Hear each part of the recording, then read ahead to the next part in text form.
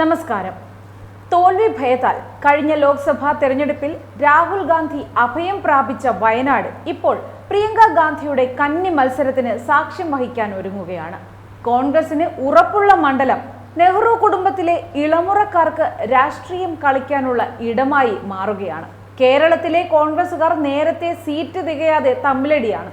ഇനിയിപ്പോ കേരളത്തിലെ ലോക്സഭാ സീറ്റിൽ സ്ഥാനാർത്ഥി നിർണയം വരുമ്പോൾ UDF 19 സീറ്റ് എന്ന് മാത്രം കണക്കാക്കിയാൽ മതിയാവും. ഇത്തവണ പ്രിയങ്ക വിജയം ഉറപ്പിച്ച് വയനാടിലെ ജനങ്ങളെ മണ്ടരാക്കുമ്പോൾ അടുത്ത തവണ ഉറപ്പായും റോബർട്ട് വദ്രയ്ക്കും അത് കഴിഞ്ഞ് പ്രായപൂർത്തിയായി നിൽക്കുന്ന മക്കൾക്കും ലോക്സഭാ സീറ്റ് ഉറപ്പിക്കാം.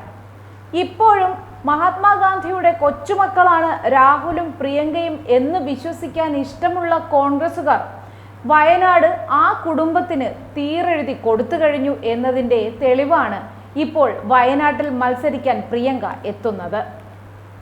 പ്രിയങ്കയും രാഹുലും ഒന്നും ഗാന്ധിജിയുടെ കുടുംബമല്ലെങ്കിലും ഗാന്ധി കുടുംബത്തിന് വേണ്ടി വയനാട് ഒരുങ്ങുകയാണ്. വികസനമൊന്നും എത്തിയില്ലെങ്കിലും രാഹുലിന് ശേഷം പ്രിയങ്ക ജയിച്ചു കഴിഞ്ഞാൽ വയനാട് VIP മണ്ഡലമായി തന്നെ നിലനിൽക്കും.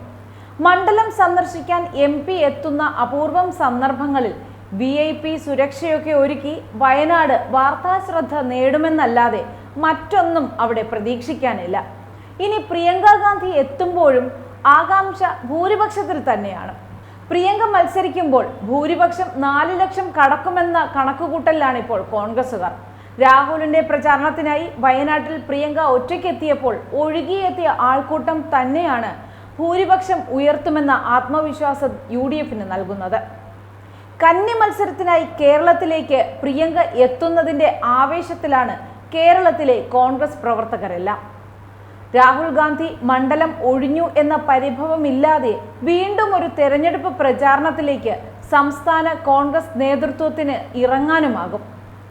രാഹുൽ ഗാന്ധി വയനാട്ടിൽ അപ്രതീക്ഷിത സ്ഥാനാർത്ഥി ആയിരുന്നുവെങ്കിൽ പ്രിയങ്ക ഗാന്ധി കോൺഗ്രസുകാർ ആഗ്രഹിച്ച സ്ഥാനാർത്ഥിയായി മാറുകയാണ്. രാഹുൽ ഒഴിഞ്ഞാൽ പ്രിയങ്ക വരണമെന്നാണ് ലീഗ് നേതൃത്വം ഉൾപ്പെടെ AICCയോട് ആവശ്യപ്പെട്ടതെന്നാണ് വിലയിരുത്തലുകൾ. സംസ്ഥാനത്ത് UDFന്റെ ഏറ്റവും വലിയ കോട്ടയായ വയനാട് ലോക്സഭാ മണ്ഡലത്തിലേക്ക് ആശങ്കയൊന്നുമില്ലാതെയാണ് പ്രിയങ്ക എത്തുന്നത്. ഇന്ത്യ മുന്നണിയെ സംബന്ധിച്ചിടത്തോളം വടക്ക് രാഹുലും തെക്ക് പ്രിയങ്കയും എന്ന രാഷ്ട്രീയ സമവാക്യം ആവേശം കൊള്ളിച്ചുകൊണ്ടേയിരിക്കുന്നു.